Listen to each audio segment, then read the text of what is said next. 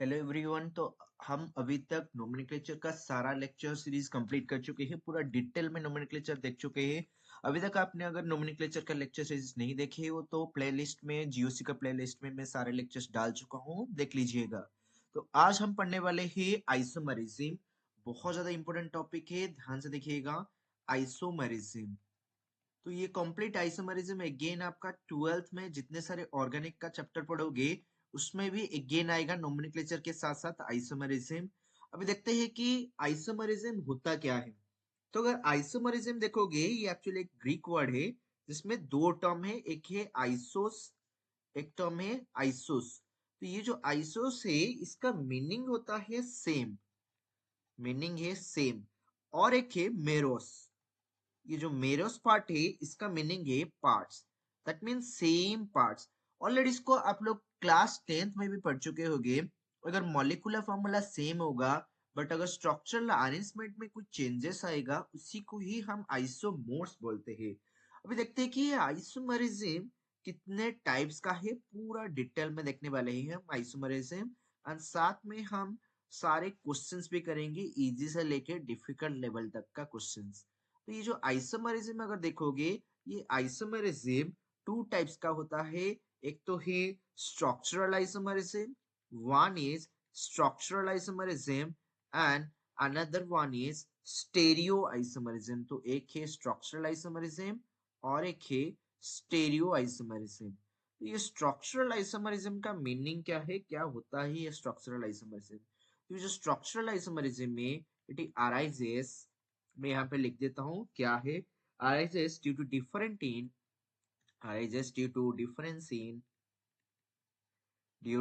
difference in arrangement of atoms, difference in arrangement of atoms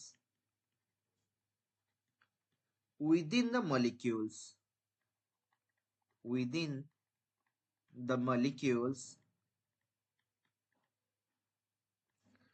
having different structural formula, having different structural formula।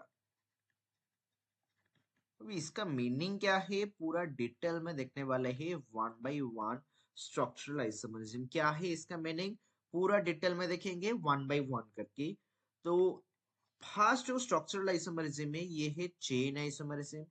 Second, chain के बाद है positional isomerism. Position isomerism के बाद है functional isomerism. Functional isomerism के बाद है metamerism. Metamerism के बाद है देन टॉटोमरिज्म। फिफ्थ टाइप है टॉटोमरिज्म। एंड आफ्टर टॉटोमरिज्म देन है ring chain isomerism. That means total हम यहाँ पे स्ट्रक्चरल आइसोमरिज्म में 6 टाइप्स का आइसोमरिज्म देखने वाले हैं। जो स्टेरियो आइसोमरिज्म है ये क्या है, ये एक्चुअली जैसे स्ट्रक्चरल आइसोमरिज्म को हम कार्बन चेन में देखेंगे पूरा, यहाँ पे स्टेरियो आइसोमरिज्म का हम जनरली स्पेस में देखते हैं।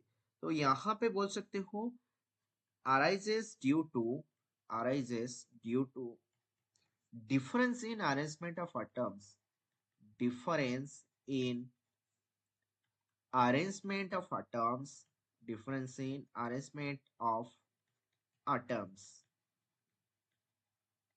in space। That mean space में अगर अरेंजमेंट में डिफरेंस आएगा तो ये स्टीरियो आइसोमरिज्म होगा। तो अभी के लिए अगर हम जीओसी के पॉइंट ऑफ व्यू से देखेंगे, मोस्टली हमारा स्ट्रक्चरल आइसोमरिज्म ज्यादा इंपॉर्टेंट होने वाला है। बट फिर भी हम इसको क्लासिफाई कर लेते हैं स्टीरियो आइसोमरिज्म। ये टोटल 3 टाइप्स का है। एक है ज्योमेट्रिकल आइसोमरिज्म, नेक्स्ट है कन्फर्मेशन आइसोमरिज्म और एक है कन्फर्मेशन आइसोमरिज्म एंड और एक है optical isomerism. That means total 3 types का हम देखेंगे, geometrical, conformation isomerism and optical isomerism. अभी फास्ट हमारा ज्यादा प्रायोरिटी है स्ट्रक्चरल आइसोमरिज्म पार्ट। तो पहले हम फोकस करते हैं स्ट्रक्चरल आइसोमरिज्म में। तो स्ट्रक्चरल आइसोमरिज्म का जो फर्स्ट आइसोमरिज्म है दिस इज चेन आइसोमरिज्म। तो देखते हैं कि ये चेन आइसोमरिज्म का मीनिंग क्या है एंड होता क्या है chain isomerism. First, chain isomerism. Chain isomerism अगर देखोगे क्या होता है ये चेन आइसोमरिज्म। तो फर्स्ट मैं डेफिनेशन देख लेता हूँ, देन हम पूरा बहुत ही अच्छे तरीके से एग्जांपल्स लेके समझेंगे कि क्या होता है ये। तो चेन आइसोमरिज्म क्या है? Compounds having the same molecular formula, compounds having same molecular formula। जितने सारे आइसोमरिज्म आएगा ये वाला पॉइंट फिक्स होगा सबके लिए, सबका मोलिकुलर फॉर्मूला सेम होना चाहिए अगर आइसोमरिज्म बोल रहे तो। Compounds having the same molecular formula but but differ in the differ in the number of carbon atoms, differ in the number of carbon atoms in parent chain बोल सकते हो। Okay, तो differ in number of carbon atoms in parent chain. तो अगर parent chain में number of carbon atom अलग अलग आता है तो हम बोलेंगे कि ये चेन आइसोमर है। बट एक्चुअली में डेफिनेशन से और बेहतर वे में हम समझ सकते हैं एग्जांपल्स लेके। देखो मैं एक एग्जांपल ले रहा हूँ, लेट इट बी हमारे पास है CH3 CH2 CH2 CH3।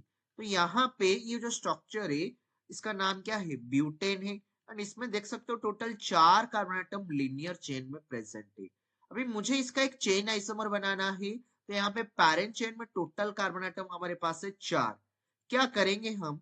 ये जो एक कार्बन एक जो मिथाइल ग्रुप देख रहे हो, हम इसको लेके एक ब्रांच में अटैच कर लूं।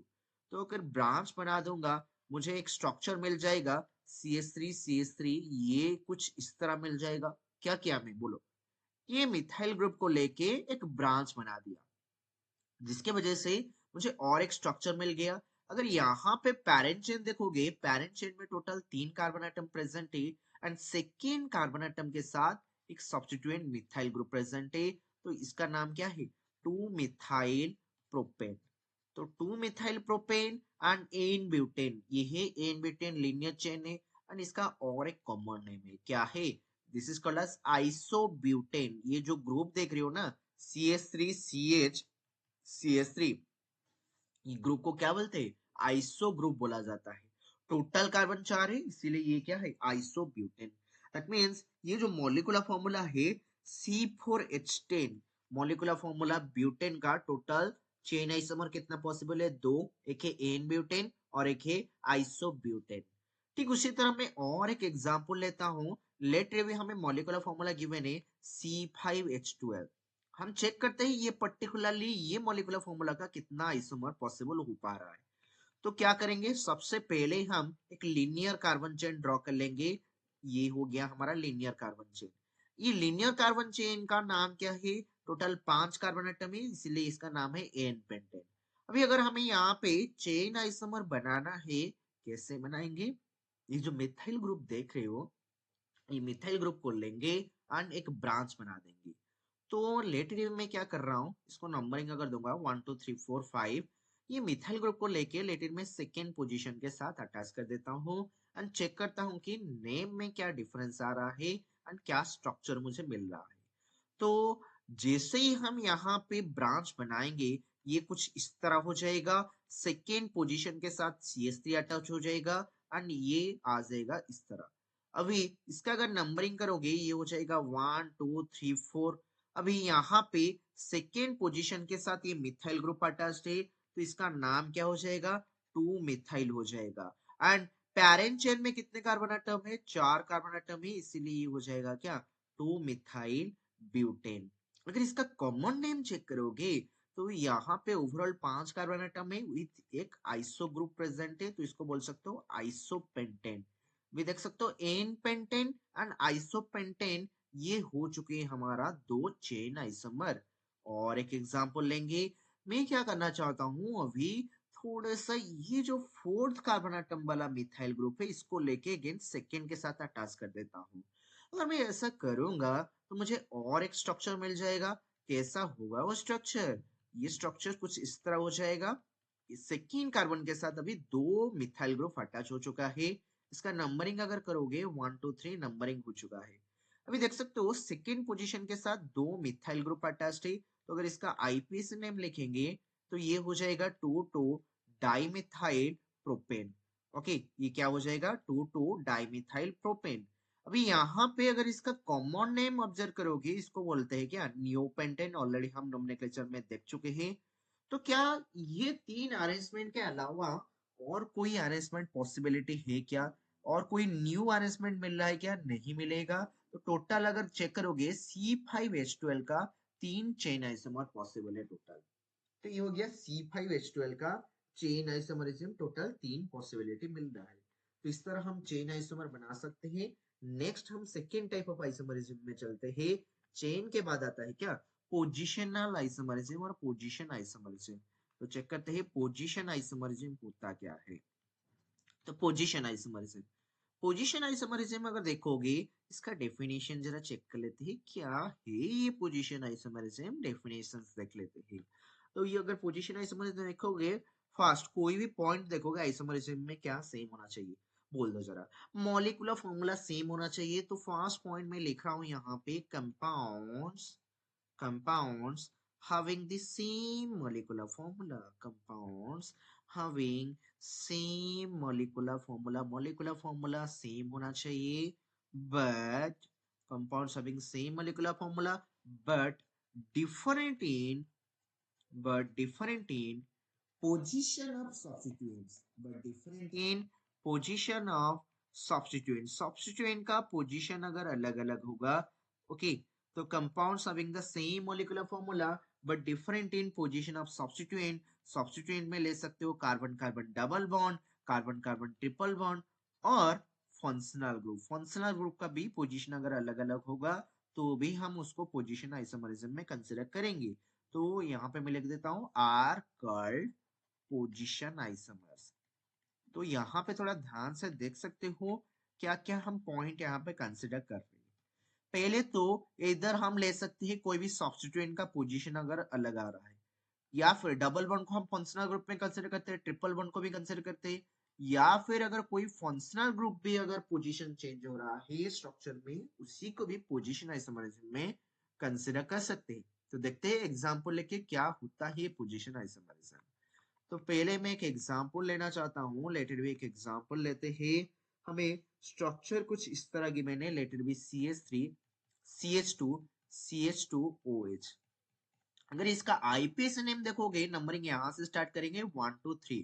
फर्स्ट पोजीशन के साथ alcohol OH functional group present है, तो इसका अगर नेम चेक करोगे ये हो जाएगा प्रोपान 1 ऑल। बट अगर मैं क्या करूं, ये सेकेंड पोजीशन से ये OH को लेके, मैं इसे फर्स्ट पोजीशन से OH को लेके अगर ये सेकेंड पोजीशन के साथ अटैच कर दूं, तो क्या मिलेगा मुझे यहाँ पे। तो अगर देखोगे ये कुछ इस तरह हो जाएगा, CH3CH, यहाँ पे OH हो जाएगा, ये हो जाएगा CH3। अभी इसका अगर आईपीसी नेम चेक करोगे, ये स्ट्रक्चर का अगर आईपीसी नेम चेक करोगे, क्या होगा आईपीसी नेम 1 2 3। तो सेकेंड पोजीशन के साथ ये OH फंक्शनल ग्रुप प्रेजेंट है, तो ये हो जाएगा प्रोपान 2 all.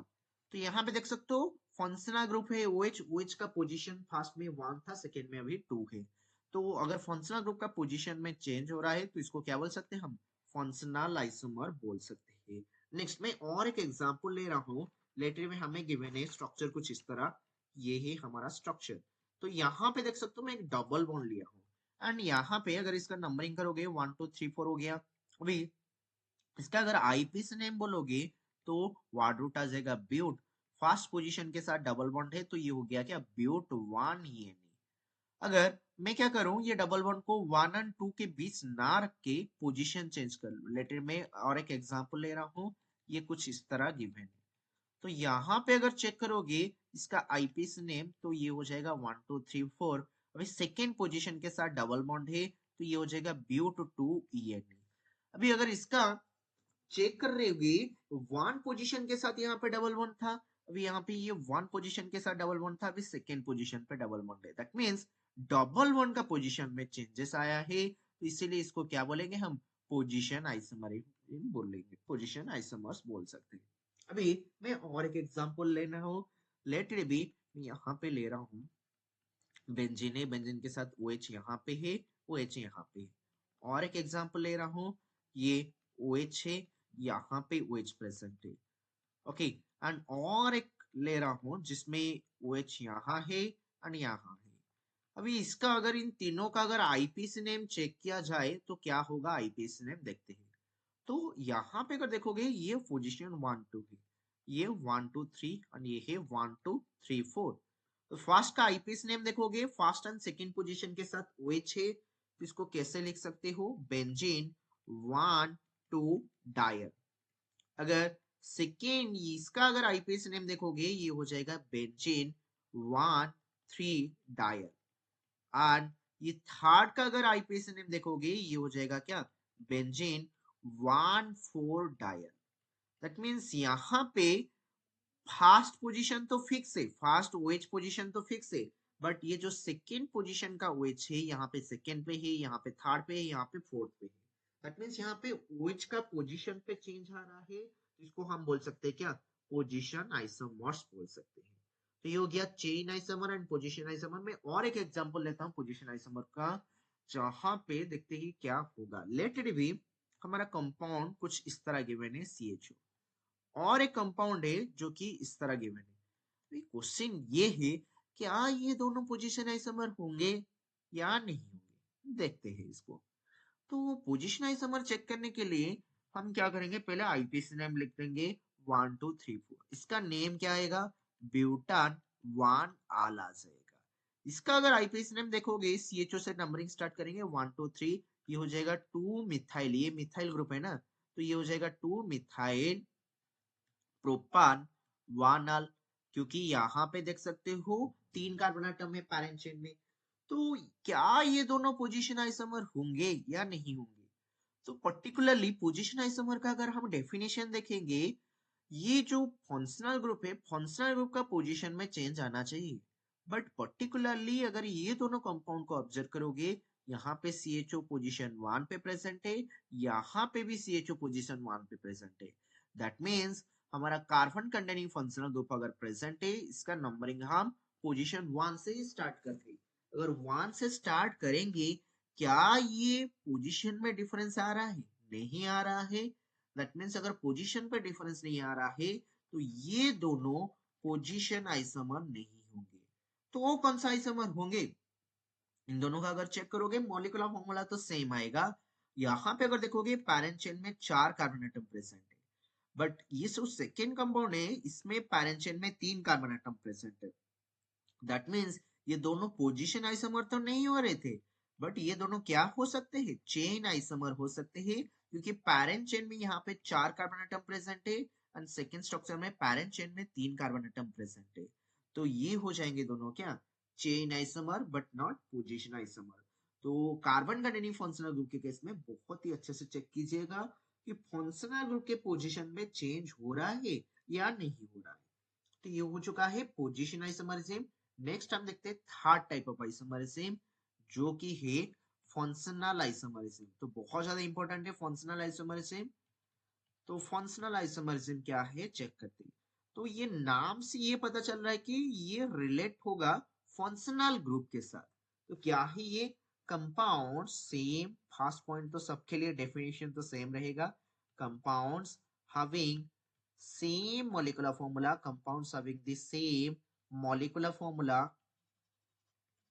okay, compounds having the same molecular formula but different functional groups in the molecule, but different functional groups, but different functional groups in the molecule are called functional isomers, are called functional isomers। इसका meaning क्या है, देखो molecular formula तो same होना चाहिए but functional group अलग अलग होना चाहिए, देन इनको हम फंक्शनल आइसोमर में कंसीडर करेंगे। तो देखते हैं कि क्या है इसका मीनिंग। तो लेटर में पहले ले रहा हूं फंक्शनल आइसोमर में, फर्स्ट फंक्शनल आइसोमर ले रहा हूं अल्कोहल एंड ईथर को, अल्कोहल एंड ईथर। चेक करते हैं कि alcohol and ether functional isomer होंगे या नहीं होंगे। तो देखते हैं इसको। लेट में एक एग्जांपल ले रहा हूं CH3CH2OH एंड और एक कंपाउंड ले रहा हूं CH3OCH3। जरा चेक करो इन दोनों का मॉलिक्यूलर फॉर्मूला सेम है या अलग है। यहाँ पे अगर चेक करोगे कितने कार्बन एटम है, 2 कार्बन एटम है, हाइड्रोजन 6 है, ऑक्सीजन 1 है। यहाँ पे भी 2 carbon atom, 6 hydrogen 1 oxygen. That means दोनों में मॉलिक्यूलर फॉर्मूला सेम है। अभी यहाँ पे अगर चेक करोगे, ये जो फंक्शनल ग्रुप है ये है अल्कोहल फंक्शनल ग्रुप, बट यहाँ पे कौन सा फंक्शनल ग्रुप है, यहाँ पे ये ही ether functional group. That means molecular formula दोनों का तो सेम है, बट यहाँ पे फंक्शनल ग्रुप अलग अलग है। अगर फंक्शनल ग्रुप अलग अलग है तो इसको क्या बोलेंगे हम, फंक्शनल आइसोमर बोल सकते हैं। तो इस स्ट्रक्चर का नाम है इथानॉल एंड इसका नाम क्या हो जाएगा बोलो, ये ऑलरेडी हम नोमेनक्लेचर में कर चुके हैं, ये हो जाएगा मिथॉक्सी मिथेन। ओके, ये क्या होगा, मिथॉक्सी मिथेन हो जाएगा। तो ये हो गया एक काइंड का फंक्शनल आइसोमर्स। हम और भी एग्जांपल लेंगे, सेकेंड देखते हैं और कुछ एग्जांपल लेके। तो लेट इट बी, मैं यहाँ पे ले रहा हूँ एल्डिहाइड एंड कीटोन। चेक करते हैं एल्डिहाइड एंड कीटोन ये फंक्शनल आइसोमर होंगे या नहीं होंगे, एल्डिहाइड एंड कीटोन। तो अगर एल्डिहाइड एंड कीटोन चेक करोगे, एक एग्जांपल लेते हैं CH3 CH2 C double bond OH, और यहाँ पे मैं ले रहा हूँ CH3 C double bond O CH3। अभी यहाँ पे अगर चेक करोगे दोनों का मॉलिक्यूलर फॉर्मूला तो सेम है, C3H6O, यहाँ पे भी C3H6O। तो मॉलिक्यूलर फॉर्मूला सेम है, बट यहाँ पे फंक्शनल ग्रुप है CHO एल्डिहाइड फंक्शनल ग्रुप, यहाँ पे क्या है कीटोन फंक्शनल ग्रुप है। तो एल्डिहाइड एंड कीटोन क्या हो जाएंगे, फंक्शनल आइसोमर हो जाएंगे। नेक्स्ट देखते हैं और एक एग्जांपल लेके, third example carboxylic acid and Easter. क्या ये दोनों होंगे फंक्शनल आइसोमर, देखते हैं कार्बोक्सिलिक एसिड एंड ईस्टर। तो अगर इन दोनों का एग्जांपल लोगे तो यहाँ पे CH3 CH2 COOH एंड और एक लेते हैं ईस्टर, इसका corresponding CH3 C double bond O OCH3। अभी इन दोनों का अगर मॉलिक्यूलर फॉर्मूला चेक करोगे तो मॉलिक्यूलर फॉर्मूला तो सेम लग रहा है, देख सकते हो 3 कार्बन एटम प्रेजेंट है, 7 मीन 6 हाइड्रोजन प्रेजेंट है, 2 ऑक्सीजन है। यहाँ पे भी 3 carbon atom 6 hydrogen 2 oxygen, that means दोनों का मॉलिक्यूलर फॉर्मूला सेम है। अभी मॉलिक्यूलर फॉर्मूला सेम है, बट यहाँ पे फंक्शनल ग्रुप है COH कार्बोक्सिलिक एसिड, यहाँ पे फंक्शनल ग्रुप क्या है COOR है। दैट मीन्स यहाँ पे दोनों का मॉलिक्यूलर फॉर्मूला सेम है, बट फंक्शनल ग्रुप क्या है, अलग अलग है, इसलिए इन दोनों को क्या बोल सकते हैं हम, फंक्शनल आइसोमर बोल सकते हैं, कार्बोक्सिलिक एसिड एंड ईस्टर को। ओके, नेक्स्ट देखते हैं फोर्थ टाइप। क्या हम सियानाइड एंड आइसोसियानाइड को बोल सकते हैं फंक्शनल आइसोमर, चेक करते हैं इन दोनों को बोल सकते हैं या नहीं बोल सकते। तो अगर सियानाइड देखोगे, मैं लिख रहा हूँ formula CH3C triple bond N, and isocyanide के लिए लेटर भी CH3NC है। तो यहाँ पे देख सकते हो दोनों का मॉलिक्यूलर फॉर्मूला सेम है, अगेन यहाँ पे CN फंक्शनल ग्रुप है, यहाँ पे NC है, दैट मींस ये दोनों क्या हो जाएंगे, फंक्शनल आइसोमर हो जाएंगे। तो देख सकते हो हम डिफरेंट वैरायटीज का फंक्शनल आइसोमर डिस्कस कर चुके हैं। तो नेक्स्ट हम डिस्कस करेंगे और कुछ फंक्शनल आइसोमर, देखते हैं और क्या क्या फंक्शनल आइसोमर हो सकते हैं। फिफ्थ टाइप में हम लेंगे डाइन एंड वाइन। देख सकते हो मैं पूरा डिटेल में जा रहा हूँ, सारा कंटेंट इसमें कवर्ड है, आप बहुत ही अच्छे से नोट्स बना सकते हो, इसीलिए पूरा एंड तक देखिएगा लेक्चर को। तो देखो यहाँ पे डाइन एंड वाइन, तो यहाँ पे अगर मैं एक डबल बॉन्ड ले लूँ, यहाँ पे एक डबल बॉन्ड ले लूँ, एंड इसका अगर नोमेनक्लेचर बोलूँ क्या हो जाएगा 1 2 3 4, तो ब्यूटा 1 3 डाइन हो जाएगा। एंड मॉलिक्यूलर फॉर्मूला अगर चेक करोगे इसका, एंड मैं और एक स्ट्रक्चर बना रहा हूँ उसका, तो ये कुछ स्ट्रक्चर इस तरह है, ट्रिपल बॉन्ड प्रेजेंट है। तो ये अगर नेमिंग करोगे 1 2 3 4, ये हो जाएगा ब्यूट 1 YN। तो यहाँ पे डबल वन प्रेजेंट इसलिए इसको बोलेंगे डाई, यहाँ पे ट्रिपल वन प्रेजेंट इसलिए है YNE। तो दोनों का मॉलिक्यूलर फॉर्मूला सेम है, बट यहाँ पे 2 डबल बॉन्ड प्रेजेंट है, यहाँ पे एक ट्रिपल बॉन्ड प्रेजेंट है, इसलिए इन दोनों को क्या बोलेंगे, फंक्शनल आइसोमर्स बोलेंगे। तो हम देख चुके हैं अभी तक फंक्शनल आइसोमरिज्म तक। नेक्स्ट हम देखेंगे क्या, मेटामरिज्म और मेटामॉर्स क्या होते हैं। तो देखते हैं मेटामॉर्स क्या होते हैं, मेटामर्स और मेटामरिज्म। तो ये मेटामरिज्म क्या है, देखो अगर कंपाउंड्स का मॉलिक्यूलर फॉर्मूला सेम होगा, अगेन सेम डेफिनेशन आएगा, compounds having the same molecular formula, compounds having the same molecular formula, ये तो हमेशा आइसोमरिज्म के केस में ये लाइन तो फिक्स ही है, मान लो। But different arrangement of atoms, but different arrangement of atoms, different arrangement of atoms or groups on either side of the either side of the bridging functional group, on either side of bridging functional group। अब ये bridging functional group का meaning क्या है and ये जो line लिखा गया है इसका मीनिंग क्या है, देखते हैं हम। बहुत ही अच्छे से एग्जांपल्स लेके समझेंगे कि मेटामॉर्फिज्म होता क्या है। तो देखो एग्जांपल में लिख रहा हूँ, एक बहुत ही सिंपल एग्जांपल लूंगा मैं यहाँ पे। तो लेट इट बी, हमारे पास है CH3 C11O CH2 CH2 CH3, ये एक है। तो यहाँ पे अगर देखोगे ब्रिजिंग फंक्शनल ग्रुप, तो ये जो C11O है ये दो अल्काइल चेन को कनेक्ट कर रहा है। लेफ्ट साइड में एक कार्बन एटम है, राइट साइड में तीन कार्बन एटम प्रेजेंट है। तो अगर इसका नेमिंग चेक करोगे 1 2 3 4 5 नंबरिंग कर चुके हैं, तो ये हो जाएगा पेंटान 2ONE। ओके, ये हो चुका है आईपीसी नेम। बट अगर मैं और थोड़ा सा चेंज कर लूं, इसको कुछ इस तरह दिखाओ C11O CH2 CH3, अभी इसका अगर आईपी से नेम चेक करोगे 1 2 3 4 5, ये हो जाएगा क्या, पेंटान 3ONE। तो ये जो C11O देख रहे हो ना, ये था हमारा ब्रिजिंग फंक्शनल ग्रुप।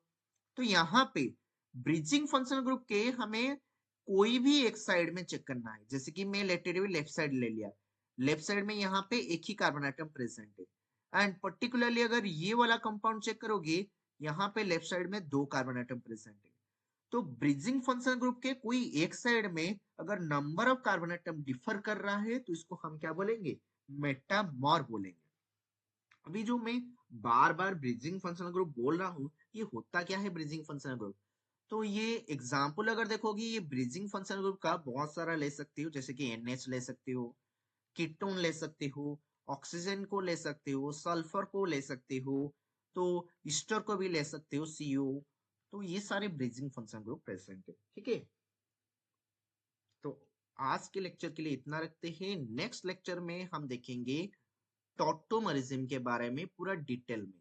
तो अभी तक आपने अगर चैनल को सब्सक्राइब नहीं किया तो सब्सक्राइब कर लीजिए। हम पूरा डिटेल में GOC को कंप्लीट करेंगे विथ बहुत ही अच्छे अच्छे क्वेश्चन के साथ। तो पूरा एंड तक लेक्चर को देखिएगा एंड पूरा लेक्चर सीरीज को कंप्लीट कीजिएगा।